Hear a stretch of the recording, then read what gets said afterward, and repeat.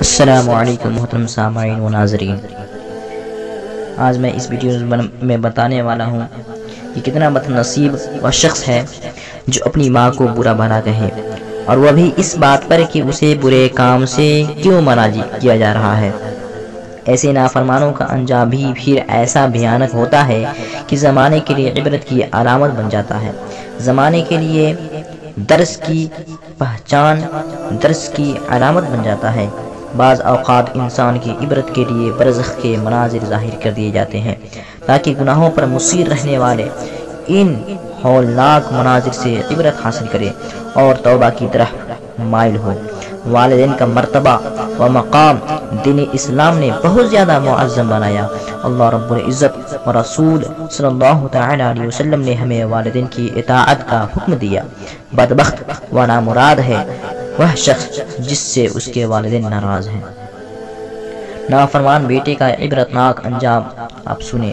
حضرت سیدنا ابو حازم علی رحمہ فرماتے ہیں کہ مجھے کسی شخص نے ایک عبرتناک واقعہ کچھ یوں سنایا۔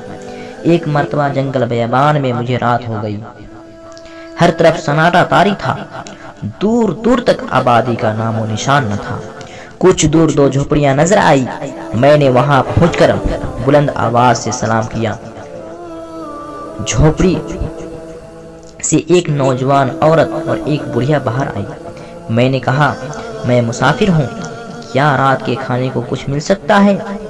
نوجوان عورت نے کہا اللہ رب العزت کی قسم، اس ویران جنگل میں ہمارے پاس ایسی کوئی چیز نہیں جس سے ضیافت کی جا سکے، اور نہیں ہمارے پاس کوئی حلال جانور ہے جسے ذبح کر کے تمہاری مہمانی کی جا سکے۔ میں نے کہا پھر تم دونوں اس ویران جنگل میں کس طرح گزر بسر کرتی ہو؟ اس نے کہا اللہ رب العزت کی عطا، اس کے نیک بندوں اور مسافروں کے سہارے ہمارے زندگی کے دن گزر رہے ہیں۔ یہ سن کر میں وہاں سے کچھ دور ایک جگہ ٹھہر گیا۔ جب آدھی رات گزر گئی تو اچانک ایک سمت سے گدھے کی چیخنے کی آواز آنے لگی۔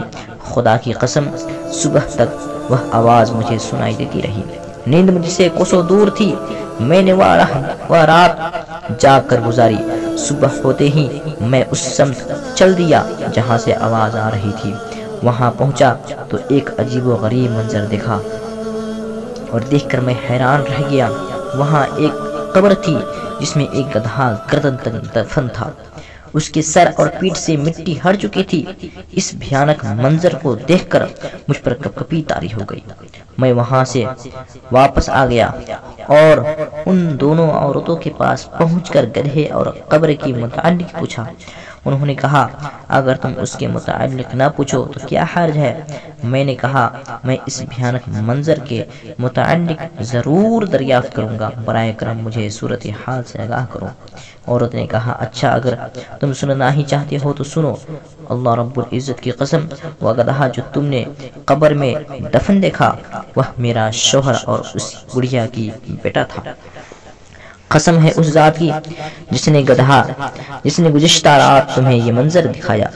میرا یہ شوہر اپنی ماں کا بہت زیادہ نافرمان تھا، میں نے اس سے زیادہ ماں کا نافرمان دنیا میں کوئی نہ دیکھا۔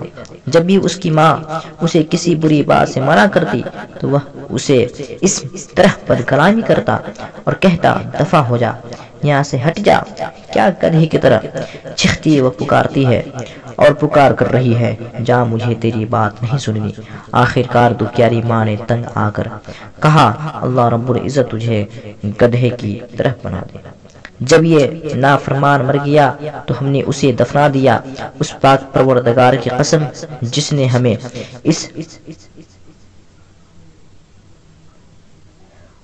اس ویران جنگل کا مکین بنایا، جس دن ہم نے اسے دفنایا اسی دن سے یہ گدھے کی شکل اختیار کر گیا۔